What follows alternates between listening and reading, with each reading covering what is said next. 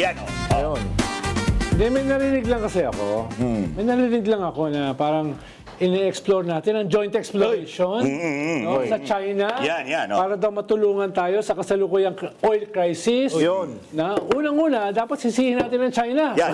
Dahil nag-explore na tayo dyan eh. Muntik na tayo mag-drilling more than 10 years ago. Yun, actually. Hinarangan tayo sa Reed Bank. Yan. Yes, sir. Kaya kung hindi tayo hinarangan, dapat humaharvest na tayo. Sayang. Dahil kaya tayo ino-occupy ng China, yung ating easy. Alam nila yung daang-daang bilyong tonelada ng langis at saka natural gas. Correct. Ang nandyan sa West Philippine Sea. Correct. No? Tapos ngayon magjo-joint exploration tayo dun sa sumasakop Yun.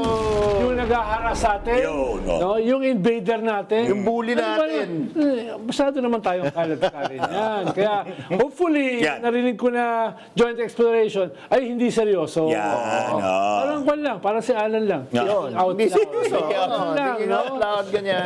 Hindi lang nga yun natuloy nung previous government na ang linaw-linaw na pro-China. Yeah. Dahil labag yan sa konstitusyon nga. Actually. Tayo lang talaga ang dapat merong karapatan na exploit yung ating natural resources sa ating teritoryo.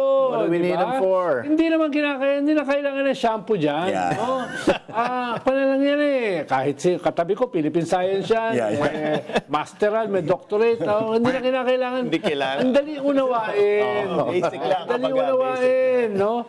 At kwan lang, wag natin ino-normalize yung occupation nila. Absolutely. Pag pinasukan natin yan, ino-normalize lang natin yung ginawa nilang occupation sa ating territory. Yung ginagawa nilang invasion dito. Yun. Wag naman, di ba? Nagawa ng ibang bansa eh. Yeah. Kaya nga, tsaka yung ating historic victory na tayo lamang ang gumawa at nagpanalo yung UNCLOS. Yan. Yun. Na sinabi na walang karapatan ang China sa ating EEZ. Tapos ngayon mag-joint exploration. Diba? Pwede ba? Yan. Kaya mahaba pa yan, pero wala tayong oras. Yan. Kaya diyan ko na tatapusin. At mabuti na lamang at isasama na sa curriculum ng ating mga kabataan ito. 4 alas, hindi ka makakatakas.